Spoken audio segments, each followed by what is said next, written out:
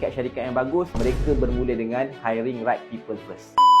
3 kesilapan bos bila mana kita dah mula ada tim ramai. Ini adalah masalah biasa bila mana kita dah ramai tim, yang mana kadang-kadang tak ada staff yang ramai tapi production kita masih lagi sama. Nombor 1 adalah tidak ada KPI. Apa maksud KPI? Key Performance Indicator. Bila kita ada tim ramai ni, cara pengurusan kita dah tak sama macam dulu. Motivasi saja dah tidak lagi berguna, tetapi kita kena ada satu metrik untuk ukur sejauh mana efisiensi pekerja-pekerja kita. Yang kedua, tidak ada carta organisasi yang betul. Kadang-kadang kita ambil ramai orang hanya kerana kita mengikut firasat orang tak cukup. Dalam bisnes, manusia sentiasa tak pernah cukup. Tetapi kalau kita ada carta organisasi yang tepat, kita tahu nak ambil orang yang tepat, duduk dekat tempat yang tepat, barulah tim yang kita ada ni berfungsi dengan baik. Yang ketiga, bila kita desperate nak grow, kadang-kadang kita ada tendensi ataupun kebarangkalian untuk mengambil orang yang asal ada. Ingat, syarikat-syarikat yang bagus, mereka bermula dengan hiring right people first. Barulah company akan jadi efficient.